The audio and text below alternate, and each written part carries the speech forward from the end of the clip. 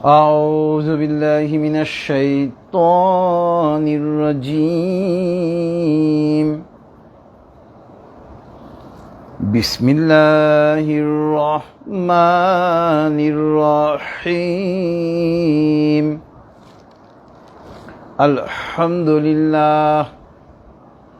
الحمد لله نستعينه ونستغفره ونعوذ بالله من شرور أنفسنا.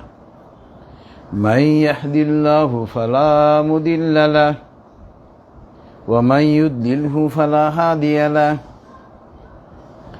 ونشهد أن لا إله إلا الله وحده لا شريك له ونشهد أن محمدا عبده ورسوله أرسله بالحق بشيرا ونذيرا بين يدي الساعة. من يطع الله ورسوله فقد رشد ومن يعصهما فإنه لا يضر إلا نفسه ولا يضر الله شيئا. فقد قال الله تعالى في القرآن المجيد: أعوذ بالله من الشيطان الرجيم. إن الله وملائكته يصلون على النبي يا أيها الذين آمنوا صلوا عليه وسلموا تسليما. اللهم صل على محمد وعلى آل محمد كما صليت على إبراهيم وعلى آل إبراهيم إنك حميد مجيد. اللهم بارك على محمد وعلى آل محمد كما باركت على إبراهيم وعلى آل إبراهيم إنك حميد مجيد. رب اشرح لي صدري ويسر لي أمري واحلل عقدة من لساني يفقه قولي. ربي زدني علما. سبحان الله وبحمده سبحان الله العظيم. উপস্থিত সম্মানিত হাজিরার মজলিস, ফেসবুক লাইভের মাধ্যমে যারা আমাদের সঙ্গে যুক্ত হয়েছেন এবং পরবর্তীতে যারা ইউটিউবের মাধ্যমে যুক্ত হবেন, আসসালামু আলাইকুম ওয়া রাহমাতুল্লাহি ওয়া বারাকাতুহু। মহান আল্লাহ পাকের দরবারে লক্ষ কোটি কৃতজ্ঞতা। মহান আল্লাহ পাক আজকে আমাদেরকে এশার নামাজ আদায়ের পরে তাফসীরুল কোরআনের এই মাহফিলে আমাদেরকে বসার তৌফিক দিয়েছেন। এই জন্য আমরা মহান আল্লাহ পাকের দরবারে কৃতজ্ঞতা আদায় করে বলি আলহামদুলিল্লাহ। যাবতীয় প্রশংসা একমাত্র মহান আল্লাহ পাকের জন্য। আজকে আমরা ইনশাআল্লাহ এই তাফসীরুল কোরআন মাহফিলে মহাগ্রন্থ আল কোরআনের ৮৮ নম্বর সূরা নম্বর ৮৮, সূরাতুল গাশিয়াহ, এটার আয়াত ১৭ থেকে ২৬ কয়েকটা আয়াত নিয়ে আমি আলোচনা করব ইনশাআল্লাহ। তবে আমরা যথারীতি প্রথমে এই কয়েকটা আয়াতের তেলাওয়াত এবং অনুবাদ, এরপরে ইনশাআল্লাহ আমরা এই আয়াতসমূহের বিস্তারিত তাফসীরে চলে যাব। আউযু বিল্লাহি মিনাশ শাইতানির রাজীম। বিসমিল্লাহির রহমানির রহিম। আফালা ইয়ানজুরুনা ইলাল ইবিলি কাইফা খুলিকাত ওয়া ইলাস সামাই কাইফা রুফিআত ওয়া ইলাল জিবালি কাইফা নুসিবাত ওয়া ইলাল আরদি কাইফা সুতিহাত। ফাযাক্কির ইন্নামা আনতা মুযাক্কির লাস্তা আলাইহিম বিমুসাইতির ইল্লা মান তাওয়াল্লা ওয়া কাফার ফায়ুআযযিবুহুল্লাহুল আযাবাল আকবার ইন্না ইলাইনা ইয়াবাহুম সুম্মা ইন্না আলাইনা হিসাবাহুম। সাদাকাল্লাহুল আলিয়্যুল আযীম ওয়া সাদাকা রাসূলুহুন নাবিয়্যুল কারীম ওয়া নাহনু আলা যালিকা মিনাশ শাহিদিন। সুবহানাল্লাহি ওয়া বিহামদিহি সুবহানাল্লাহিল আযীম। আল্লাহুম্মা সাল্লি আলা মুহাম্মাদিন আবদিকা ওয়া রাসূলিক। বিতাড়িত শয়তান থেকে মহান আল্লাহর নিকটে আশ্রয় চাচ্ছি। পরম করুণাময় এবং অসীম দয়ালু আল্লাহর নামে শুরু করছি। আফালা ইয়ানজুরুনা ইলাল ইবিলি কাইফা খুলিকাত। তারা কি উটের দিকে দেখে না কিভাবে উটকে সৃষ্টি করা হয়েছে? ওয়া ইলাস সামাই কাইফা রুফিআত। তারা কি আসমানের দিকে দেখে না কিভাবে আসমানকে উঁচুতে স্থাপন করা হয়েছে? ওয়া ইলাল জিবালি কাইফা নুসিবাত। এবং কিভাবে পাহাড় সমূহকে মাটির সঙ্গে গেড়ে দেওয়া হয়েছে। ওয়া ইলাল আরদি কাইফা সুতিহাত। এবং তাহারা কি দেখে না কিভাবে জমিনকে আল্লাহ পাক বিস্তীর্ণ করে দিয়েছেন, সমতল করে দিয়েছেন। ফাযাক্কির ইন্নামা আনতা মুযাক্কির। হে নবী, আপনার দায়িত্ব হলো মানুষকে উপদেশ দেওয়া। আপনি উপদেশ দিতে থাকেন, মানুষকে আপনি সাবধান করতে থাকেন। লাস্তা আলাইহিম বিমুসাইতির। আপনি তাদের উপরে জোর করতে পারবেন না, আপনি তাদের উপরে দারোগা নন। ইল্লা মান তাওয়াল্লা ওয়া কাফার। হ্যাঁ, যারা অস্বীকার করবে আল্লাহকে, ফায়ুআযযিবুহুল্লাহুল আযাবাল আকবার। তাদের জন্য রয়েছে যন্ত্রণাদায়ক কঠিন শাস্তি। ইন্না ইলাইনা ইয়াবাহুম। নিশ্চয় তারা আল্লাহর নিকটে ফিরে যাবে। সুম্মা ইন্না আলাইনা হিসাবাহুম। অতঃপর আল্লাহ পাক তাদের হিসাব নেবেন। মহান আল্লাহ পাক সত্য বলেছেন এবং তার প্রেরিত নবী ও রাসূল সাল্লাল্লাহু আলাইহি ওয়াসাল্লাম সত্য বলেছেন এবং আমরা সাক্ষীগণের অন্তর্ভুক্ত। মহাপবিত্র আল্লাহ, যাবতীয় প্রশংসা তার জন্য। মহাপবিত্র আল্লাহ, তিনি মহামহিমান্বিত। হে আল্লাহ, আপনি আপনার বান্দা এবং রাসূল হযরত মুহাম্মদ সাল্লাল্লাহু আলাইহি ওয়াসাল্লামের উপর রহমত বর্ষণ করুন। এটা ছিল সূরাতুল গাশিয়ার আয়াত 17 থেকে 26। এই কয়েকটা আয়াতের তেলাওয়াত এবং অনুবাদ। সূরাতুল গাশিয়া এটা মহাগ্রন্থ আল কোরআনের 30 পারায় আপনারা পাবেন। এটা সূরা নাম্বার 88। গাশিয়া শব্দের শাব্দিক অর্থ হইল কিয়ামত, আচ্ছন্ন করে রাখা শাব্দিক অর্থ। কিন্তু এখানে গাশিয়া মানে কিয়ামতকে আল্লাহ পাক বুঝিয়েছেন, কিয়ামত দিবসকে আল্লাহ পাক এখানে অর্থ করেছেন এই সূরার মধ্যে। এখানে আরব অঞ্চলে আরবরা যারা কাফের ছিল, মরুভূমিতে তারা বসবাস করত এবং মরুভূমিতে উটকে বলা হয় মরুভূমির জাহাজ। উটের সঙ্গে আরবরা, কুরাইশরা অত্যন্ত পরিচিত ছিল। এই জন্য দেখেন আল্লাহ পাক মানুষকে ইসলামের দিকে আহ্বান করতেছেন। আরবদের, তৎকালীন আরবদেরকে আল্লাহ পাক ইসলামের দিকে আহ্বান করতেছিলেন তাদের মতো করেই। যেহেতু আরবরা উট পছন্দ করে, উটের উপরে তারা চলাফেরা করে। একজন বেদুইন যখন, কাফের যখন উটের উপরে বসে কোথাও যাত্রার জন্য, তখন তার উটের পায়ের নিচে মাটি থাকে, উপরে আকাশ থাকে এবং তারা যখন চলমান থাকে তাদের সামনে পাহাড় দেখা যায়। দেখেন আল্লাহ পাক তাদেরকে তাদের মতো করে উদাহরণ দিচ্ছেন, ইসলামের দিকে আহ্বান করতেছেন। আমরা একজন মুসলিম, আমাদেরকে আল্লাহ পাকের সৃষ্টি নিয়ে চিন্তাভাবনা করা উচিত। আমাদের অবকাশ রয়েছে মহান আল্লাহ পাকের নিয়ামত নিয়ে চিন্তাভাবনা করার। তো মূলত আজকে কিয়ামত দিবস নিয়েই আমরা আলোচনা করব। মূলত এবং এই কয়েকটা আয়াতের শেষের দিকে আল্লাহ পাক নবী সাল্লাল্লাহু আলাইহি ওয়াসাল্লামকে স্পষ্টভাবে বলে দিয়েছেন, আপনি তো কারো উপরে জোর করতে পারেন না। অর্থাৎ হে নবী, আপনি মানুষকে ইসলামের দিকে আহ্বান করেন, মানুষ ইসলামের দিকে ধাবিত হলো কি হলো না এটা আপনার দেখার বিষয় না। আপনার কাজ হলো শুধুমাত্র মানুষকে আহ্বান করা।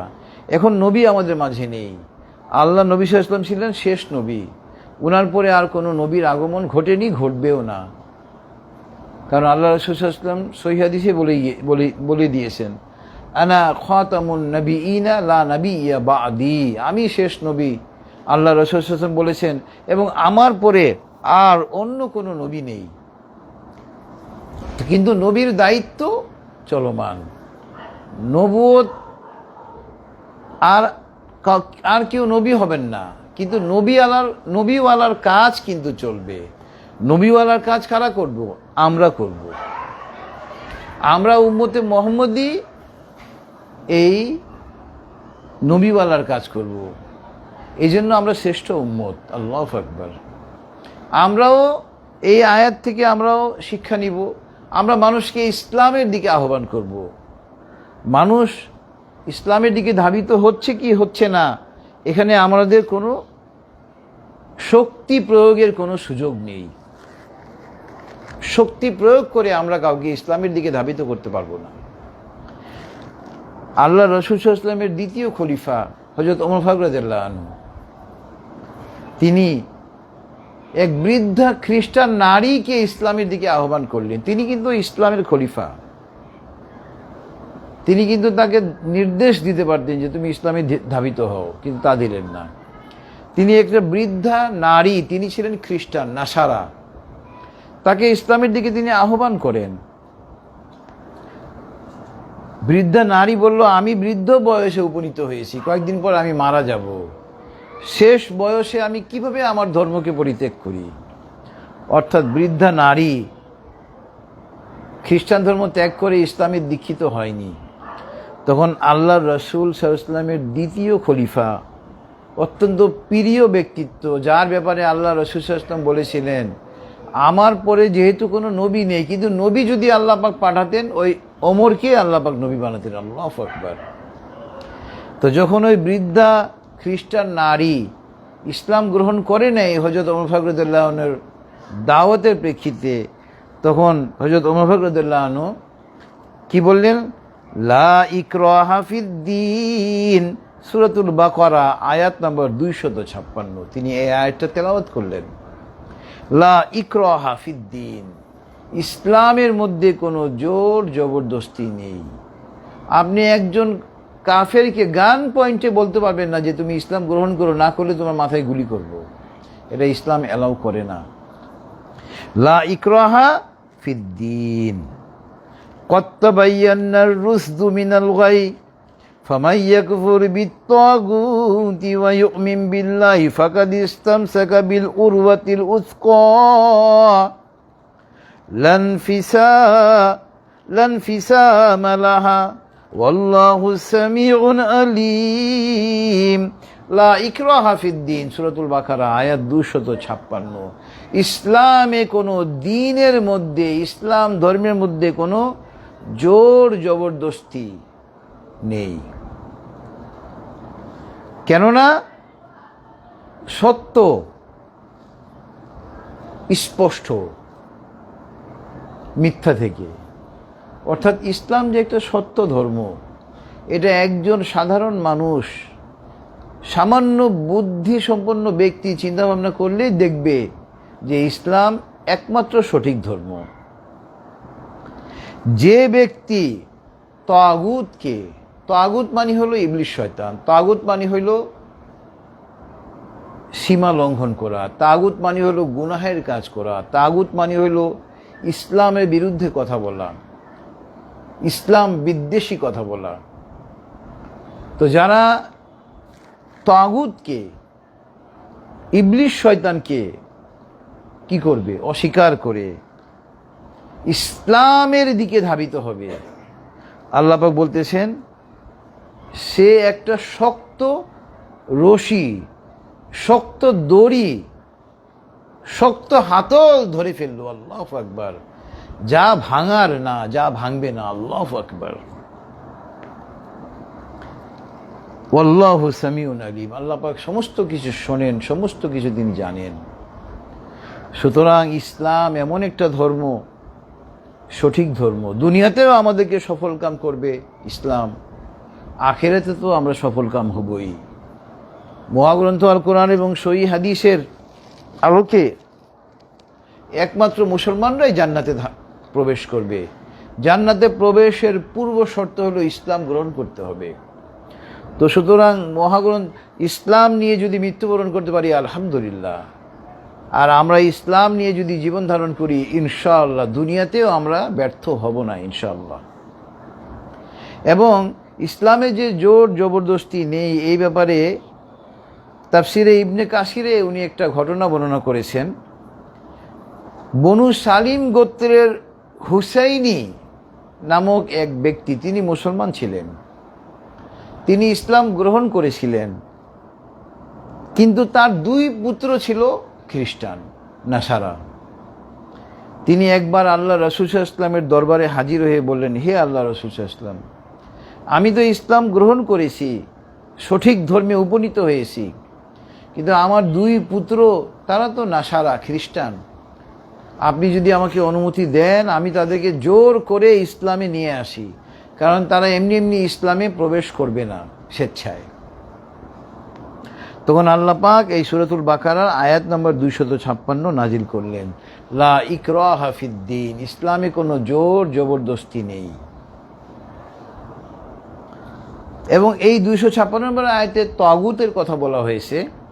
এর পরের আয়াত 257 নম্বর আয়াতে আল্লাহ পাক বলতেছেন, সূরাতুল বাকারাতে এই আয়াত, আল্লাহু ওয়ালিউল্লাযীনা আমানু ইউখরিজুহুম মিনাজ যুলুমাতি ইলান নূর ওয়াল্লাযীনা কাফারু আউলিয়াউহুমুত তাগুত ইউখরিজুনাহুম মিনান নূরি ইলাজ যুলুমাত উলাইকা আসহাবুন নার হুম ফিহা খালিদুন। ওয়ালিউন মানে বন্ধু, অভিভাবক, আর আউলিয়া মানে অভিভাবকগণ। ওয়ালিউন শব্দের জমা বহু বচন হলো আউলিয়া। তো আল্লাহ পাক তো এক, এই জন্য এখানে আল্লাহু ওয়ালিউন, আল্লাহ পাক অভিভাবক কাদের? আল্লাহু ওয়ালিউল্লাযীনা আমানু, আমরা যারা ঈমান এনেছি আমাদের অভিভাবক কে? আল্লাহ পাক। তিনি এক এবং অদ্বিতীয়, তার কোনো শরীক নেই। তো আল্লাহ পাক কি করেন? আমাদেরকে অন্ধকার থেকে আলোর দিকে নিয়ে যান। আল্লাহু আকবার। যারা ইসলাম ধর্মে আমরা দীক্ষিত হয়েছি, মহাগ্রন্থ আল কোরআন আমরা কি করি? অনুসরণ করি, হাদিস অনুসরণ করি। আমরা যতই কোরআন এবং হাদিস অনুসরণ করি আমরা ততই অন্ধকার থেকে আলোর দিকে যাচ্ছি। আল্লাহু আকবার। ওয়াল্লাযীনা কাফারু আউলিয়াউহুমুত তাগুত, এই যে তাগুত যারা ইবলিস শয়তান, যারা কাফের, এই তাগুত শব্দের ব্যবহার করার কারণে আল্লাহ পাক আউলিয়া ব্যবহার করলেন, কারণ কাফেরদের দেবদেবীর শুরু আছে শেষ নেই। স্বয়ং হিন্দুরা তো নিজেই বলে তাদের নাকি 33 কোটি দেবতা, নাউযুবিল্লাহি মিন যালিক। তো আল্লাহ পাক বলতেছেন যাদের অভিভাবক হলো তাগুত, অর্থাৎ যারা কাফের, যারা এখনো ইসলামে দীক্ষিত হয়নি, তাদেরকে ইবলিস শয়তান কি করে? আলো থেকে অন্ধকারে নিয়ে যাচ্ছে। আল্লাহ নাউযুবিল্লাহি মিন যালিক। উলাইকা আসহাবুন নার, কাফেররা তো জাহান্নামের অধিবাসী। হুম ফিহা খালিদুন, তারা জাহান্নামে চিরকাল থাকবে। সুতরাং আমরা যারা ঈমান গ্রহণ করেছি, ঈমান নামক সর্বশ্রেষ্ঠ সম্পদ আমরা অর্জন করেছি, আমরা অত্যন্ত ভাগ্যবান। এরপরে আল্লাহ পাক সূরাতুর রদের আয়াত নাম্বার 40 বলতেছেন, ফাইন্নামা আলাইকাল বালাগু ওয়া আলাইনাল হিসাব। হে নবী, আপনার তো দায়িত্ব হলো শুধুমাত্র মানুষের কাছে আমার দাওয়াত পৌঁছে দেওয়া, আর হিসাব নেওয়ার দায়িত্ব আমার। সুতরাং আমরা যারা দাওয়াতে কাজ করি আমাদের দায়িত্ব শুধুমাত্র মানুষকে আহ্বান করা। কে গ্রহণ করলো আর কে গ্রহণ করলো না, এটা নিয়ে আমরা মোটেই চিন্তিত হব না, হতাশ হব না। আমরা হতাশ হওয়ার কিছু নেই, কারণ ভালো কাজের মানুষের সংখ্যা খুব কমই দেখা যায়। ভালো কাজে খুব কম লোকই এগিয়ে আসে। আর ইবলিশ শয়তানের আহ্বানে দেখবেন দলে দলে দলে দলে দলে দলে লোক যায়। নাউজুবিল্লাহি মিন যালিক। আপনার এই জন্য আল্লাহ পাক বলতেছেন আমাদেরকে, এখন এটা আমাদের জন্য, এই আয়াতে কারিমা আমাদের জন্য হলো আমরা শুধুমাত্র মানুষকে দাওয়াত দিব, তারা গ্রহণ করলো কি করলো না এটা নট ম্যাটেরিয়াল ফ্যাক্ট। আর মনে রাখতে হবে আমরা দুনিয়াতে এসেছি একটা নির্দিষ্ট মেয়াদের জন্য, একটা হায়াতে জিন্দেগি নিয়ে। এই হায়াতে জিন্দেগির যখন আমাদের পরিসমাপ্তি হবে, আমাদেরকে মহান আল্লাহ পাকের কাছে গিয়ে হাজির হতে হবে। দুনিয়ার কাজকর্মের হিসাব নিকাশ আল্লাহ পাক নেবেন। এরপরে আপনার আজকে তাফসীরের সঙ্গে প্রাসঙ্গিক আয়াত হলো সূরাতুল হাজের আয়াত নাম্বার ৭৩। সূরাতুল হাজের আয়াত নাম্বার ৭৩-এ আল্লাহ পাক বলতেছেন, ইয়া আইয়ুহান নাসু দুরিবা মাসালুন ফাসতামিউ লাহ ইন্নাল্লাযীনা তাদউনা মিন দুনিল্লাহি লা ইয়াখলুকু যুবাবান ওয়া লা ইজতামাউ লাহ ওয়া ইয়াসলুবহুমুয যুবাবু শাইআন লা ইয়াস্তানকিযুহু মিন দাউফাত তালিব ওয়াল মাতলুব। দেখেন, আপনারা যারা এমবিবিএস ডাক্তার, ইঞ্জিনিয়ার, বুয়েট থেকে পাশ করেছেন, বিশ্ববিদ্যালয়ের অধ্যাপক, এমবিএ ডিগ্রিধারী, সুপ্রিম কোর্টের সিনিয়র আইনজীবী, কিন্তু আপনি একজন হিন্দু, একটা মূর্তির নিকটে গিয়ে আপনারা যাচনা করেন, নাউজুবিল্লাহি মিন যালিক, যে মূর্তির কোনো ক্ষমতা নেই, আপনার কোনো উপকার করা তো দূরের কথা, ক্ষতিও করতে পারবে না। তা আপনারা একটু ভাবেন, দেখেন সূরাতুল হাজের আয়াত নাম্বার ৭৩টা একটু পড়েন। প্রত্যেকটা কাফেরকে আমি এখান থেকে আহ্বান করব, আপনারা যে একটা মূর্তির পূজা করতেছেন, আপনারা একবার ভেবে দেখেন আপনারা কার কাছে যাচনা করেন। সূরাতুল হাজের আয়াত নাম্বার ৭৩টা একটু পড়েন আপনারা। আল্লাহ পাক বলতেছেন, ইয়া আইয়ুহান নাস, হে মানব সম্প্রদায়। এটা শুধুমাত্র আমাদের মুসলিমকে আল্লাহ পাক বলেন নাই, সারা পৃথিবীর মানুষকে আল্লাহ পাক বলতেছেন। মুসলিম তো বটেই, হিন্দু, বৌদ্ধ, খ্রিস্টান, ইহুদি, বুদ্ধিস্ট, কাদিয়ানি, সমস্ত কাফেরকে আল্লাহ পাক বলতেছেন। একটা উদাহরণ আমি পেশ করতে যাচ্ছি, তোমরা খুব মনোযোগ সহকারে শ্রবণ করো। উদাহরণটা কি? আল্লাহকে বাদ দিয়ে যারা অন্যকে প্রভু হিসেবে গ্রহণ করেছে, অর্থাৎ যারা মূর্তি পূজা করে, পৃথিবীর সমস্ত মূর্তিগুলোকে তোমরা যদি একত্রিত করো, তারা কি এটা মাছি সৃষ্টি করতে পারবে? এবার আল্লাহ বলতেছেন, মাছি সৃষ্টি করা তো দূরের কথা, মাছি যদি তাদের সামনে থেকে কিছু নিয়ে যায়, তাদের কি সেই ক্ষমতা আছে ওটা ফিরিয়ে আনার? দাউফাত তালিব ওয়াল মাতলুব। এই আয়াতের জন্য, এই আয়াতের শেষ অংশের জন্য এই আয়াতটা রেফার করেছি। দাউফাত তালিব ওয়াল মাতলুব। আল্লাহ পাক মহাগ্রন্থ আল কোরআনে আয়াত সূরাতুল হজের আয়াত নাম্বার ৭৩-এ স্পষ্ট করে বলে দিচ্ছেন, তোমরা যারা মূর্তির পূজা করো, আল্লাহকে বাদ দিয়ে অন্যকে প্রভু হিসেবে তোমরা গ্রহণ করেছো, তোমরা এবং তোমাদের মাবুদ কত দুর্বল। এবং তাফসিরে এসেছে, এই মিথ্যা মাবুদগুলো আর তাদের অনুসারীরা পরকালে অসহায় থাকবে, কেউ কারো কোনো উপকারে আসবে না। নাউজুবিল্লাহি মিন যালিক। এই জন্য আপনারা যারা হিন্দু এখনো ইসলাম গ্রহণ করেন নাই, বৌদ্ধ ইসলাম গ্রহণ করেন নাই, আপনারা খ্রিস্টান, ইহুদি, কাদিয়ানি, বুদ্ধিস্ট, একবার ভাবুন, বুদ্ধিস্টরা গৌতম বুদ্ধের পূজা করে, এটা মূর্তির। নাউজুবিল্লাহি মিন, তার কি ক্ষমতা আছে গৌতম বুদ্ধের মূর্তির? সুতরাং ইহুদিরা হযরত ওজাইর আলাইহিস সালামকে আল্লাহর পুত্র সাব্যস্ত করে শিরক করতেছে। নাউজুবিল্লাহি মিন যালিক। ইহুদিরা আল্লাহর আদেশ অমান্য করে শেষ নবীকে মুহাম্মদ সাল্লাল্লাহু আলাইহি ওয়াসাল্লামকে শেষ নবী হিসেবে স্বীকৃতি দিচ্ছে না, ইসলাম ধর্মে দীক্ষিত হচ্ছে না, হিংসা বিদ্বেষ বশত। খ্রিস্টানরা ঈসা ইবনে মারিয়াম আলাইহিস সালামকে আল্লাহর পুত্র সাব্যস্ত করে, নাউজুবিল্লাহি মিন যালিক। আর খ্রিস্টানদের আরেকটা অংশ ঈসা ইবনে মারিয়ামকে খোদা দাবি করে, নাউজুবিল্লাহি মিন যালিক। তো আপনাদের এই মিথ্যা মাবুদের যেভাবে কোনো ক্ষমতা নেই, এটা মাছি সৃষ্টি করা, মাছি সৃষ্টি করা তো দূরের কথা, মাছি যদি তাদের সামনে থেকে কিছু নিয়ে যায় সেটা ফিরিয়ে আনার যেহেতু তাদের ক্ষমতা নেই, আপনারা একবার নিজেদের বিবেককে জিজ্ঞাসা করুন, কার উপাসনা আপনারা করতেছেন? মিথ্যা মাবুদের উপাসনা করতেছেন, যে মাবুদের কোনো ক্ষমতা নেই আপনাদের কোনো সাহায্য বা ক্ষতি করার। এটা ছিল সূরাতুল হাজের আয়াত নাম্বার ৭৩। এরপরে সূরাতুন নূরের আয়াত নাম্বার ৩৭ আল্লাহ পাক এখানে বলতেছেন, এখানেও কিয়ামত সম্পর্কে একটা আয়াতের অংশ আছে, এই জন্য আয়াতটা আমি উল্লেখ করতেছি। রিজালুল্লাহ তুলহিহিম তিজারাতু ওয়ালা বাইউন আন যিকরিল্লাহি ওয়া ইকামিস সালাতি ওয়া ইতাইজ যাকাত ইয়াখাফুনা ইয়াওমান তাতাকাল্লাবু ফীহিল কুলুবু ওয়াল আবসার।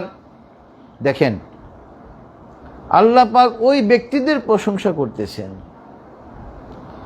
যে ব্যক্তিদের ব্যবসা বাণিজ্য, কেনা বেচা আল্লাহর জিকির থেকে, নামাজ আদায় থেকে, জাকাত প্রদান থেকে বিরত রাখে না। কেন রাখে না? অর্থাৎ একজন প্রকৃত মুসলিম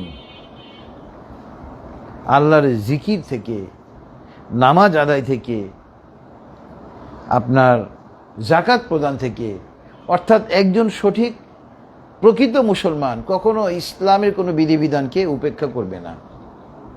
তো একজন প্রকৃত মুসলমান কেন ইসলামের বিধিবিধানকে উপেক্ষা করে না? তার কারণ কি? ইয়াখাফুনা ইয়াওমান তাতাকাল্লাবু ফীহিল কুলুবু ওয়াল আবসার। তারা সেই দিনকে ভয় করে, অর্থাৎ কিয়ামত দিবসকে তারা ভয় করে। কিয়ামত দিবসের ভয়াবহতা কি করবে? তাদের হৃদয়কে, দৃষ্টিকে ওলটপালট করে দিবে। এই ভয়ে তারা তাদের ব্যবসা বাণিজ্য, কেনা বেচার মধ্যেও আল্লাহর জিকির থেকে, নামাজ আদায় থেকে, জাকাত প্রদান থেকে বিরত থাকে না। আল্লাহু আকবার। অর্থাৎ তারা কিয়ামত দিবসকে ভয় করে। এটা ছিল সূরাতুন নূরের আয়াত নাম্বার ৩৭, আজকের তাফসীরের সঙ্গে প্রাসঙ্গিক। এরপরে আল্লাহ পাক সূরাতুল আনকাবুতের আয়াত নাম্বার ৪১ বলতেছেন, মাসালুল্লাযীনা ইত্তাখাযু মিন দুনিল্লাহি আউলিয়া কামাসালিল আনকাবুত ইত্তাখাযাত বাইতা ওয়া ইন্না আওহানাল বুয়ুতি লাবাইতুল আনকাবুত লাউ কানু ইয়ালামুন। দেখেন, যারা আল্লাহকে বাদ দিয়ে অন্যকে উপাস্য হিসেবে গ্রহণ করেছে, আল্লাহ পাক বলতেছেন তাদের উদাহরণ হলো মাকড়সার মতো। আনকাবুত শব্দের অর্থ হলো মাকড়সা।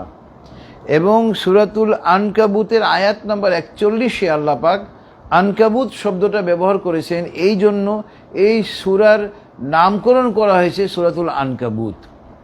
তো আল্লাহ পাক বলতেছেন যারা আল্লাহকে বাদ দিয়ে অন্যকে উপাস্য হিসেবে গ্রহণ করেছে তাদের উদাহরণ হলো মাকড়সার মতো। মাকড়সা তাদের ঘর তৈরি করে, মাকড়সার ঘর হলো পৃথিবীর দুর্বলতম ঘর, যদি তারা তা বুঝতো। তো মাকড়সার ঘর এটা কি আমাদের কোনো কাজে আসে? তাফসীরে এসেছে যারা আল্লাহকে বাদ দিয়ে অন্যকে উপাস্য হিসেবে গ্রহণ করেছে, কিয়ামতের দিন মাকড়সার ঘর যেমন আমাদের দুনিয়াতে কোনো কাজে আসে না, কিয়ামতের দিন মাকড়সার ঘরের মতো তাদের মিথ্যা মাবুদগুলো কোনো কাজেই আসবে না, তাদের কোনো উপকারেই আসবে না এই মিথ্যা মাবুদগুলো। নাউজুবিল্লাহি মিন যালিক। এটা গেল সূরাতুল আনকাবুতের আয়াত ৪১। কিয়ামত দিবস থেকে, কিয়ামত দিবসের ভয়াবহতা থেকে আমরা যদি বাঁচতে চাই, কিয়ামত দিবসে যদি আমরা মুক্তি পেতে চাই, আমাদেরকে ইসলাম ধর্মের দীক্ষিত হতে হবে, এর কোনো বিকল্প নেই। এরপরে সূরাতুল কফের আয়াত নাম্বার 6, সূরাতুল কফের আয়াত নাম্বার 6 মহান আল্লাহ পাক বলতেছেন, আফালাম ইয়ানজুরু ইলাস সামাই ফাওকাহুম কাইফা বানিনাহা ওয়া যায়্যানাহা ওয়া মা লাহা মিন ফুরুজ। তারা কি দেখে না আসমানের দিকে? আমি আসমানকে কিভাবে সৃষ্টি করেছি, আসমানকে আমি কিভাবে সুশোভিত করেছি, সাজিয়ে দিয়েছি। আল্লাহু আকবার। এবং হে মানব সম্প্রদায়, এত বড় আসমান আমি সৃষ্টি করেছি, এইখানে কোনো ত্রুটি আছে, কোনো ফাটল আছে? কোনো ত্রুটি নেই, কোনো ফাটল নেই। আল্লাহু আকবার।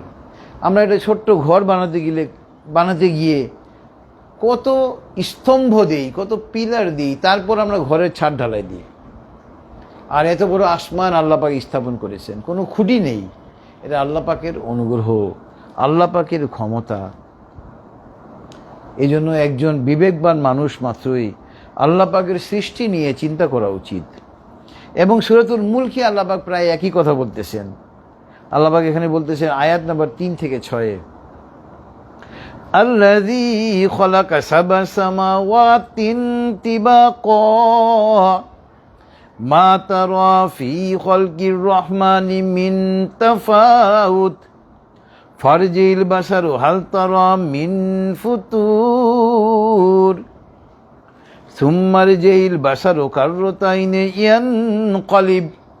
ইয়ানকালিব ইলাইকাল বাসারু খাসিআন ওয়া হুয়া হাসির ওয়ালাকাদ যায়্যানাস সামাআদ দুনিয়া বিমাসাবিহা ওয়াজালনাহা রুজুমান লিশ-শায়াতিন وأعتدنا لهم عذاب السعير وللذين كفروا بربهم عذاب جهنم وبئس المصير।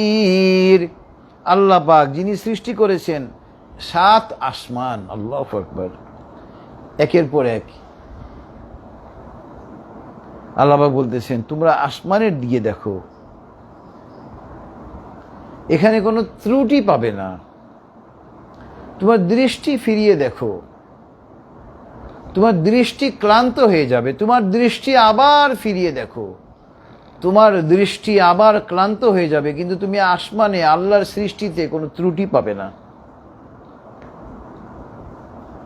এবং আমি আসমান, আল্লাহ পাক বলতেছেন আমি আসমানকে সৃষ্টি করেছি, ওখানে তারকারাজি নক্ষত্র আমি সৃষ্টি করেছি, আসমানকে আমি সুশোভিত করেছি, সাজিয়ে দিয়েছি আসমানকে তারকা দিয়ে। আল্লাহু আকবার। এবং এই তারকা দিয়েই আমি আবার শয়তানদেরকে আসমানে উঠতে দেই না। শয়তানরা গায়েবের খবর সংগ্রহের জন্য আসমানে যদি উঠতে চায়, এই তারকা তাদের উপরে নিক্ষেপ করা হয় অগ্নির ন্যায়, তাদেরকে উঠতে দেওয়া হয় না। ওয়ালিল্লাযীনা কাফারু বিরাব্বিহিম আযাবু জাহান্নাম। যারা কাফের তাদের জন্য আল্লাহ পাক জাহান্নামের আগুনকে প্রস্তুত করে রেখেছেন। জাহান্নাম কত নিকৃষ্ট আবাস স্থল। তাফসিরে এসেছে ওই জিনরা আগে আসমানে গিয়ে ফেরেশতাদের কথোপকথন শুনে গণকদেরকে কিছু তথ্য দিত, গণকরা তার সঙ্গে একাধিক মিথ্যা মিশ্রণ করে ওগুলা মানুষকে জানাতো। তো জিনদের ওই দল যেন আর আসমানে প্রবেশ করতে না পারে, এই জন্য তাদের উপরে তারকা নিক্ষেপ করা হয়, আগুনের গোলা নিক্ষেপ করা হয়। এরপরে আপনার আজকের তাফসীরের সঙ্গে প্রাসঙ্গিক আয়াত হলো সূরাতুল কিয়ামার আয়াত নম্বর 31 এবং 32। সূরাতুল কিয়ামার আয়াত নম্বর 31 এবং 32 মহান আল্লাহ পাক বলতেছেন ফালা সাদ্দাকা ওয়ালা সাল্লা ওয়ালাকিন কাযযাবা ওয়া তাওয়াল্লা। কাফেরদের কথা বলতেছে, তারা তো ঈমান আনে না, সত্যকে গ্রহণ করে না, এই কারণে তারা নামাজও আদায় করে না। তারা কি করে? পরকালকে মিথ্যা প্রতিপন্ন করে মুখ ফিরিয়ে নেয়। তো এই সূরাতুল কিয়ামা, এটা মহাগ্রন্থ আল কোরআনের আয়াত নাম্বার সূরা নাম্বার ৭৫। তো ঈমান না আনলে জান্নাতে যাওয়ার কোনো সুযোগ নেই।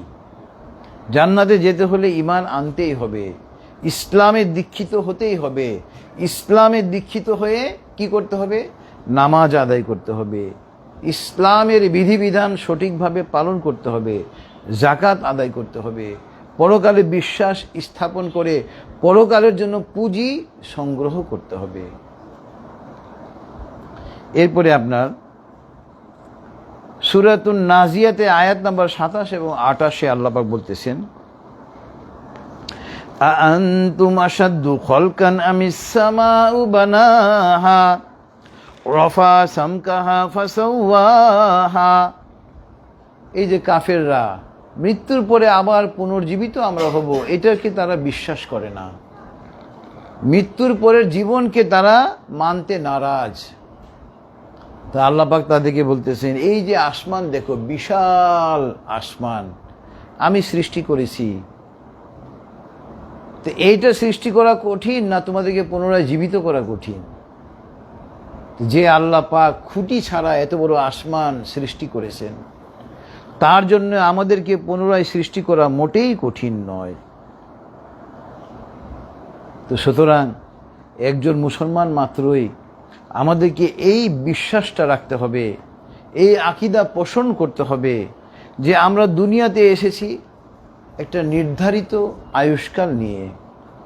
আমাদের এই আয়ুষ্কাল যখন কি হবে, আপনার পরিসমাপ্তি হবে, পরিসমাপ্তি হওয়ার পরে আমাদেরকে মৃত্যুর মুখোমুখি হতে হবে। আমাদেরকে মৃত্যুর মুখোমুখি হয়ে আল্লাহ পাকের কাছে গিয়ে আবার আমাদেরকে হাজির হতে হবে। অর্থাৎ মৃত্যুর পরে আল্লাহ পাক আমাদেরকে কিয়ামত দিবসে পুনর্জীবিত করবেন, দুনিয়াতে আমাদের কাজকর্মের হিসাব নিকাশ নেওয়ার জন্য। এবং জাহান্নামে যে কথা বলছিলাম সূরাতুল কিয়ামায়, যে আপনার ফালা সাদ্দাকা ওয়ালা সাল্লা ওয়ালাকিন কাযযাবা ওয়া তাওয়াল্লা। এই যে জাহান্নামের অধিবাসীরা, তারা ঈমান আনে নাই, সলাত আদায় করে নাই, তারা কিয়ামত দিবসকে কি করেছিল? মিথ্যা প্রতিপন্ন করেছিল, মুখ ফিরিয়ে নিয়েছিল তাওহীদের দাওয়াত থেকে। আল্লাহ পাক সূরাতুল মুদ্দাসসিরে বলতেছেন, আয়াত নাম্বার ৪১ থেকে শুরু, আনিল মুজরিমিন মা সালাকাকুম ফি সাকর ক্বালু লাম নাকু মিনাল মুসাল্লিন ক্বালু লাম নাকু মিনাল মুসাল্লিন ওয়া লাম নাকু নুতইমুল মিসকিন ওয়া কুন্না নাখুদু মাআল খাইদিন ওয়া কুন্না নুকাজ্জিবু বিয়াউমিদ্দিন হাত্তা আতানাল ইয়াকিন। সূরাতুল মুদ্দাসসিরে আয়াত ৪১ থেকে ৪৭। হাত্তা আতানাল ইয়াকিন। আনিল মুজরিমিন, যখন কাফেরদেরকে জাহান্নামে নিক্ষেপ করা হবে। আমাদের দেশে যারা দুনিয়ায় জেল খেটেছেন, জেলে গিয়েছেন, যারা হাজত খেটেছেন, কারাবাস খেটেছেন, তাদের অভিজ্ঞতা আছে। একজন নতুন কয়েদি বা আসামি জেলখানায় গেলে অন্যান্য আসামিরা জিজ্ঞেস করে, তোমার কেসটা কি, তুমি কি অপরাধ করে এই জেলখানায় এসেছো? চুরি করেছো না ডাকাতি করেছো না হত্যা করেছো? তেমনিভাবে কাফেরদেরকে যখন আল্লাহ পাক জাহান্নামে নিক্ষেপ করবেন, তখন জাহান্নামের প্রহরীরা জিজ্ঞেস করবে, মা সালাকাকুম ফি সাকর, তোমরা কি অপরাধ করেছিলে? এখন জাহান্নামে নিক্ষিপ্ত হওয়ার মূল কারণগুলো কি দেখেন এখানে বলা হচ্ছে, ক্বালু লাম নাকু মিনাল মুসাল্লিন, জাহান্নামীরা বলবে আমরা নামাজ সলাত আদায় করতাম না। দেখছেন, অনেক মুসলমান আমাদের মধ্যে নামাজ আদায় করি না আমরা, নাউজুবিল্লাহি মিন যালিক। একজন মুসলিম নামাজ থেকে কখনো দূরে থাকতে পারে না। জাহান্নামে নিক্ষিপ্ত হওয়ার অন্যতম মূল কারণ হলো নামাজ আদায় না করা। এরপরে আর কি, ওয়ালাম নাকু নুতইমুল মিসকিন, আমরা মিসকিনদের খাবার দিতাম না, অর্থাৎ যাকাত আদায় করতাম না, দান সদকা করতাম না। এবং যারা ইসলামের বিরুদ্ধে কথা বলতো আমরা তাদের সঙ্গে ওই ইসলামের বিরুদ্ধে কথাবার্তায় যোগ দিতাম। নাউজুবিল্লাহি মিন যালিক। অনেক মুসলিম দেখবেন ইসলামী খিলাফতের কথা বললে তাদের চেহারা বিমর্ষ হয়ে যায়। নাউজুবিল্লাহি মিন যালিক। তাদের চেহারার দিকে তাকানো যায় না, এত বিমর্ষ তারা। তাদের মনের মধ্যে মুনাফিকি রয়েছে, জাহান্নামের দিকে নিয়ে যাচ্ছে। আর যারা ইসলামের বিরুদ্ধে কথা বলে ওরা তাদের সঙ্গে যোগ দেয়। নাউজুবিল্লাহি মিন যালিক। একজন মুসলিম মাত্রই আমাদের মনের মধ্যে এই অভিলাষ, এই ইচ্ছা পোষণ করতে হবে যে আমার প্রিয় বাংলাদেশ, এখানে প্রায় আমরা 95% লোক মুসলমান, অথচ এই দেশে ইসলামী খিলাফত এখনো কায়েম হয় নাই। এই দেশে যেন ইসলামী খিলাফত কায়েম হয়, এই জন্য আমাদেরকে চেষ্টা করতে হবে। আমরা চেষ্টা করা তো দূরের কথা, কাজ ইসলামের পক্ষে কাজ করা তো দূরের কথা, ইসলামী খিলাফতের কথা বললে আপনাদের চেহারা বিমর্ষ হয়ে যায়। আপনাদের মনের মধ্যে মুনাফিকির জন্ম হয়েছে। এই মুনাফিকি যদি দূর না করেন, এই মুনাফিকি আপনাকে জাহান্নামে নিয়ে যাবে। এবং এখানে আল্লাহ পাক বলতেছেন আয়াত নাম্বার সূরাতুল মুদ্দাসসিরে আয়াত নাম্বার 36 এবং 37-এ, ওয়া কুন্না নুকাজ্জিবু বিয়াউমিদ্দিন হাত্তা আতানাল ইয়াকিন। এই যে যারা কিয়ামত দিবসকে অস্বীকার করে ইসলামী খিলাফতের কথা মানতে চায় না, তারা এই অবস্থায় থাকা অবস্থায় তাদের মৃত্যু হবে এবং তারা জাহান্নামে নিক্ষিপ্ত হবে। তো যারা জাহান্নামে নিক্ষিপ্ত হয়েছে তারা বলবে সেদিন যে আমরা তো নামাজ আদায় করতাম না, আমরা দান খয়রাত করতাম না, ইসলামের বিরুদ্ধে আমরা অবস্থান নিতাম, আমরা পরকালকে অস্বীকার করতাম, ওই অবস্থায় আমাদের মৃত্যু হয়েছিল। নাউজুবিল্লাহি মিন যালিক। সুতরাং আমাদের এই প্রিয় বাংলাদেশে আপনারা যারা মুসলিম অথচ ইসলামী খিলাফতকে আপনারা সমর্থন করেন না, হুজুরদেরকে নিয়ে নানা কটূক্তি করেন, হুজুরদেরকে একবারও ক্ষমতা দিলেন না অথচ হুজুরদের সমালোচনা করেন। একবার ক্ষমতা দিয়ে দেখেন হুজুররা কি করে। ইনশাআল্লাহ আমাদের বাংলাদেশের সবচেয়ে বড় শত্রু কে জানেন? দুর্নীতি। এই দেশের উন্নতি না হওয়ার পিছনের মূল কারণ হলো দুর্নীতি, করাপশন, চুরি। আপনারা এই রাজনীতিবিদরা হাজার হাজার লক্ষ লক্ষ কোটি টাকা চুরি করেন, শুধু চুরি চুরি আর চুরি। চুরি ছাড়া আপনারা কিছুই শিখেন নাই। নাউজুবিল্লাহি মিন যালিক। ইসলামী খিলাফত কায়েম হলে অন্তত এই গ্যারান্টি আমি আপনাকে তাফসীর কোরআন মাহফিল থেকে দিব, ইনশাআল্লাহ আমার ওস্তাদরা যদি ক্ষমতায় আসে চুরি করবেন না ওনারা, ইনশাআল্লাহ। আর এই দেশে যদি চুরি বন্ধ হয়, দুর্নীতি যদি বন্ধ হয়, ইনশাআল্লাহ দেশটা এমন উন্নত হবে আপনি কল্পনা করতে পারবেন না। কারো বিশেষ কোনো কাজ করা লাগবে না, আপনি শুধু চুরিটা বন্ধ করে দেন, দুর্নীতি বন্ধ করে দেন। নাউজুবিল্লাহি মিন যালিক। এই দুর্নীতির কারণে আমাদের রাষ্ট্র এখনো পিছিয়ে আছে। আমরা দুর্নীতিতে চ্যাম্পিয়ন হচ্ছি প্রত্যেকবার। নাউজুবিল্লাহি মিন যালিক। তো কিয়ামতকে ভয় করেন আপনারা যারা সরকারি কর্মচারী, আপনারা ঘুষ গ্রহণ করেন, ঘুষ ছাড়া কোনো ফাইলে সিগনেচার করেন না। নাউজুবিল্লাহি মিন যালিক। আপনারা পরকালকে ভয় করেন। কার জন্য আপনারা ঘুষ খাচ্ছেন? এই ঘুষের টাকা কি আপনি কবরে নিয়ে যাবেন? একবার চিন্তা করেন, আপনার মৃত্যু আসবে, তখন কেউ আপনাকে রক্ষা করতে পারবেন না। তো কিয়ামত নিয়ে আলোচনা করছিলাম, এই জন্য কিয়ামত সংক্রান্ত কয়েকটা হাদিস আজকে উল্লেখ করব। আন আনাস রাদিয়াল্লাহু আনহু قال قال رسول الله صلى الله عليه وسلم لا تقوم الساعة هي لا يقال في الأرض الله الله رواه الصحيح الترمذي। হযরত আনাস রাদিয়াল্লাহু আনহু হাদিসখানা বর্ণনা করেছেন এবং তিনি বলতেছেন আল্লাহ রাসূল সাল্লাল্লাহু আলাইহি ওয়াসাল্লাম বলেছেন, আমাদের মধ্যে অনেকেরই ধারণা কিয়ামত সামনে, কিন্তু আপনি কিয়ামতের জন্য কি প্রস্তুতি নিচ্ছেন এই চিন্তা কিন্তু তাদের নেই। কিয়ামত যদি আমরা সামনে মনে করি, আমি কি প্রস্তুতি নিচ্ছি, এটা হলো মূল কাজ। তো আল্লাহ রাসূল সাল্লাল্লাহু আলাইহি ওয়াসাল্লাম বলতেছেন, ততক্ষণ পর্যন্ত পৃথিবীতে কিয়ামত সংগঠিত হবে না যতক্ষণ পর্যন্ত আল্লাহ বলার একটা লোক দুনিয়াতে থাকে। আল্লাহু আকবার।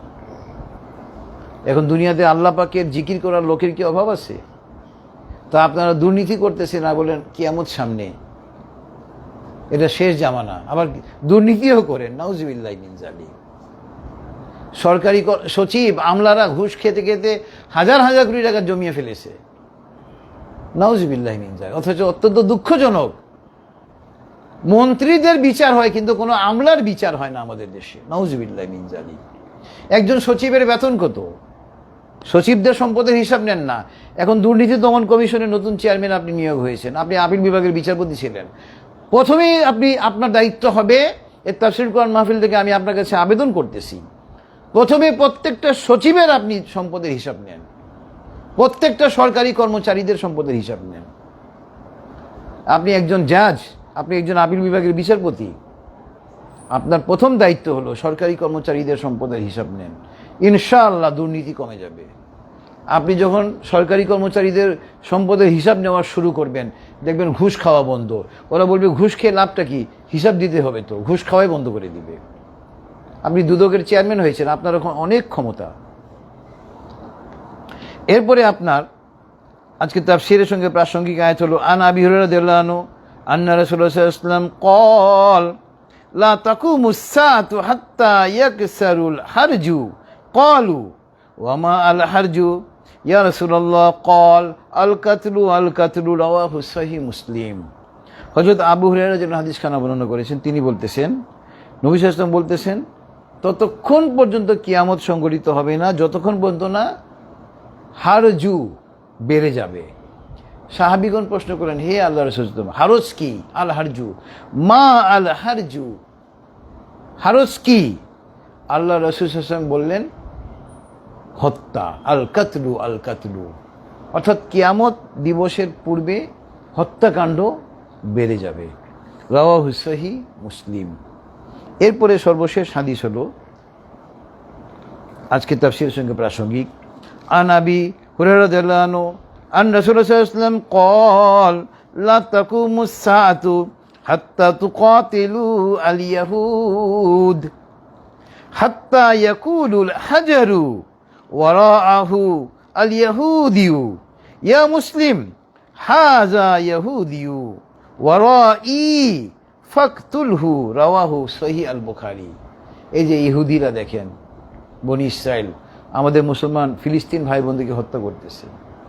আলহামদুলিল্লাহ, এবারের যুদ্ধে আল্লাহ পাক ইরানকে সহায়তা করেছেন, মুসলমানদেরকে সহায়তা করেছেন। মার্কিন যুক্তরাষ্ট্র এবং ইসরায়েল পরাজিত হয়েছে, কিন্তু পুরোপুরি পরাজিত হয়নি। এবং এটা কখন হবে? কিয়ামতের আগে হবে। হযরত আবু হুরায়রা যিনি হাদিস খানা বর্ণনা করেছেন, ততক্ষণ পর্যন্ত কিয়ামত সংঘটিত হবে না যতক্ষণ পর্যন্ত না তোমরা ইহুদিদেরকে হত্যা করবে। এমন কি তোমরা ইহুদিদেরকে হত্যা করতে থাকবে, ইহুদিরা বাঁচার জন্য পাথরের পিছনে গিয়ে আশ্রয় গ্রহণ করবে। আল্লাহ পাক ওই পাথরকে জবান দিয়ে দিবেন, ওই পাথর বলবে, হে মুসলিম, আমার পিছনে ইহুদি আশ্রয় গ্রহণ করেছে, লুকিয়ে আছে, তুমি তাকে হত্যা করো। আল্লাহু আকবার। রাওয়াহু সহিহ আল বুখারী। ইনশাআল্লাহ কিয়ামতের পূর্বে সারা পৃথিবীতে সমস্ত ইহুদিকে হত্যা করবে মুসলমানরা ইনশাআল্লাহ। পাথরের পিছনে গিয়ে লুকালেও রক্ষা পাবে না। পাথরকে আল্লাহ পাক জবান দিবেন, পাথর ঘোষণা দিবে, হে মুসলমানরা, ইয়া মুসলিম হাযা ইয়াহুদিয়ু ওয়ারাই, হে মুসলমান, আমার পিছনে তো ইহুদি রয়েছে, ফাকতুলহু, তাকে হত্যা করো তুমি। আল্লাহু আকবার। ইনশাআল্লাহ ইসলামে বিজয় হবেই। ইসলাম আল্লাহ পাকের ধর্ম, ইসলামকে কেউ কখনো পরাজিত করতে পারবে না। মহাগ্রন্থ আল কোরআন মুজিজা, আমরা বলি এটা একটা মুজিজা। মুজিজুন শব্দের অর্থ হইল যে কখনো পরাজিত হয় না কিন্তু পরাজিত করে। এই মহাগ্রন্থ আল কোরআনের বিরুদ্ধে কত ষড়যন্ত্র, কিন্তু কোরআন প্রায় 1500 বছর আগে নাজিল হওয়া কোরআন এখনো টিকে আছে। এবং এই পৃথিবীর বয়স যদি আরো 50 বছর থাকবে, আরো 500 বছর থাকবে, 5000 বছর থাকবে, এই মহাগ্রন্থ আল কোরআন টিকে থাকবে, সহিহ হাদিস টিকে থাকবে। তো আলহামদুলিল্লাহ এই তাফসীর কোরআন মাহফিলে আমরা ওই মহাগ্রন্থ আল কোরআন নিয়ে আলোচনা করেছি। মহাগ্রন্থ আল কোরআনের ব্যাখ্যা হলো সহিহ হাদিস গ্রন্থ। আমরা হাদিস নিয়ে আলোচনা করেছি। আলহামদুলিল্লাহ, যেটুকু আলোচনা হলো আল্লাহ পাক আমাদেরকে তার উপর আমল করার জন্য তৌফিক দান করুন। দোয়া হবে, আমরা সবাই একবার দরুদ ইব্রাহিম পড়ি। আল্লাহুম্মা সাল্লি আলা মুহাম্মাদ ওয়া আলা আলি মুহাম্মাদ কামা সাল্লাইতা আলা ইব্রাহিম ওয়া আলা আলি ইব্রাহিম ইন্নাকা হামিদুম মাজিদ। আল্লাহুম্মা বারিক আলা মুহাম্মাদ ওয়া আলা আলি মুহাম্মাদ কামা বারাকতা আলা ইব্রাহিম ওয়া আলা আলি ইব্রাহিম ইন্নাকা হামিদুম মাজিদ। আল্লাহুম্মা আমিন। ربنا تقبل منا إنك أنت السميع العليم. ربنا ظلمنا أنفسنا وإن لم تغفر لنا وترحمنا لنكونن من الخاسرين. ربنا آتنا في الدنيا حسنة وفي الآخرة حسنة وقنا عذاب النار. رب ارحمهما كما ربياني صغيرا. ربي زدني علما. اللهم افتح لي أبواب رحمتك. اللهم إني أسألك من فضلك. اللهم إني أسألك الهدى والتقى والعفاف والغنى. اللهم إني أسألك العافية في الدنيا والآخرة. ربي إني لما أنزلت إلي من خير فقير. হে আল্লাহ, আমরা তোমার কিছু বান্দা মওলা, এই তাফসীর কোরআন মাহফিলে একত্রিত হয়েছি মওলা। তোমার মহাগ্রন্থ আল কোরআন থেকে আলোচনা করেছি মওলা। তোমার হাবিবের হাদিস থেকে আলোচনা করেছি মওলা। আমাদের পড়া, বলা, শোনা, বুঝা এবং বুঝানোর মধ্যে অনেক ভুল হয়েছে মওলা। মওলা, তুমি তো ক্ষমাশীল, তুমি ক্ষমা করতে পছন্দ করো মওলা। মওলা, আমাদের পড়া, বলা, শোনা, বুঝা এবং বুঝানোর ভুল ত্রুটি ক্ষমা করে আমাদের এই মাহফিলকে তুমি কবুল করে নাও মওলা। আমাদের এই মাহফিলকে আমাদের জন্য নাজাতের জারিয়া করে দাও মওলা। মওলা, আমাদেরকে আরবি ভাষা, বাংলা ভাষা, ইংরেজি ভাষার উপরে অগাধ পারদর্শিতা দান করে মওলা, যাতে করে সারা বিশ্বে তোমার কালামে পাকের বাণীকে আমরা ছড়িয়ে দিতে পারি মওলা। তুমি আমাদেরকে সেই তৌফিক দান করো মওলা। মওলা, আমরা আমাদের জীবনের জানা অজানা, ইচ্ছা অনিচ্ছায় করা সমস্ত গুনাহ নিয়ে তোমার দরবারে তওবা করতেছি মওলা। তুমি আমাদের তওবাকে কবুল করে নাও মওলা। তুমি আমাদের গুনাহসমূহকে নেকির দ্বারা ভরপুর করে দাও মওলা। মওলা, তুমি তো আমাদের প্রত্যেকের মনের খবর জানো মওলা। আমরা যারা হাত তুলেছি মওলা, তুমি আমাদের প্রত্যেকের মনের নেক উদ্দেশ্যকে পূর্ণ করে দাও মওলা। মওলা, আমাদের এই প্রিয় বাংলাদেশ মওলা, আমরা প্রায় এই দেশে প্রায় 95% লোক মুসলমান মওলা, অথচ আমাদের এই প্রিয় বাংলাদেশে এখনো ইসলামী খিলাফত কায়েম হয়নি মওলা। মহাগ্রন্থ আল কোরআন এবং সহিহ হাদিসের সঠিক জ্ঞান সম্পন্ন একজন পুরুষ লোককে আমাদের বাংলাদেশের রাষ্ট্রীয় ক্ষমতায় অধিষ্ঠিত করো মওলা, যে মহাগ্রন্থ আল কোরআন এবং সহিহ হাদিস দিয়ে সত্যিকারের ইসলামী খিলাফত এই দেশে কায়েম করবে মওলা। মওলা, আমরা যেন আমাদের মৃত্যুর পূর্বে এই দেশে ইসলামী খিলাফত দেখে যেতে পারি মওলা। তুমি সেই তৌফিক দান করো মওলা। মওলা, আমাদের এই প্রিয় বাংলাদেশের মুসলমানদেরকে হেফাজত করো মওলা। ভারতের মুসলমানদেরকে হেফাজত করো মওলা। পাকিস্তান, ইরান, ইরাক, আফগানিস্তান, ফিলিস্তিন, আফ্রিকা, সারা বিশ্বের মুসলমানরা যেখানেই কাফের এবং মুনাফিকদের সাথে দ্বন্দ্বে লিপ্ত আছে মওলা, তুমি আসমান থেকে ফেরেশতা অবতীর্ণ করে মওলা মুসলমানদেরকে চূড়ান্ত বিজয় দান করো মওলা। মওলা, তুমি মার্কিন যুক্তরাষ্ট্রকে ধ্বংস করো মওলা। ডোনাল্ড ট্রাম্পকে তুমি ধ্বংস করো মওলা। নেতানিয়াহুকে তুমি ধ্বংস করো মওলা। বনি ইসরায়েলকে তুমি ধ্বংস করো মওলা। ইসলামের চরম শত্রু নরেন্দ্র মোদীকে তুমি ধ্বংস করো মওলা। ভারতের উগ্র হিন্দুদেরকে তুমি ধ্বংস করো মওলা। আমাদের প্রিয় বাংলাদেশকে তুমি হেফাজত করো মওলা। এই দেশে ইসলামী খিলাফত তুমি কায়েম করেই দাও মওলা। মওলা, এই দেশের বেশিরভাগ লোক গরিব মওলা। তাদের পরিবারের অভিভাবকরা সকালবেলা খালি হাতে রিজিকের তালাশে বের হয় মওলা। মওলা, মওলা, তাদের পরিবারের অন্যান্য সদস্য তাদের দিকে চেয়ে থাকে মওলা। এই দেশের কোনো লোক যেন কোনো দিন খালি হাতে ঘরে না ফিরে মওলা। তুমি সেই তৌফিক দান করো মওলা। আমাদের প্রত্যেককে প্রতিদিন পর্যাপ্ত পরিমাণে হালাল রিজিক নিয়ে ঘরে প্রবেশ করার জন্য তৌফিক দান করো মওলা। মওলা, তুমি আমাদের এলেমে বরকত দাও মওলা। আমাদের হায়াতে বরকত দাও মওলা। আমাদের মান সম্মানে বরকত দাও মওলা। মওলা, আমরা যারা হাত তুলেছি মওলা, আমাদের ব্যাপারে মওলা বিনা হিসেবে জান্নাতের ফাইসালা না হওয়া পর্যন্ত মওলা দুনিয়া থেকে নিও না মওলা। মওলা, মহাগ্রন্থ আল কোরআনের উসিলায় মওলা, পবিত্র রবিউল আউয়াল মাসের উসিলায় মওলা আমাদের দোয়াকে কবুল করে নাও মওলা। ওয়াসাল্লাল্লাহু তাআলা আলা খাইরি খালকিহি মুহাম্মাদ ওয়া আলা আলিহি ওয়া আসহাবিহি আজমাইন। সুবহান রাব্বিকা রাব্বিল ইজ্জাতি আম্মা ইয়াসিফুন ওয়া সালামুন আলাল মুরসালিন ওয়াল হামদুলিল্লাহি রাব্বিল আলামিন। আসসালামু আলাইকুম ওয়া রাহমাতুল্লাহ।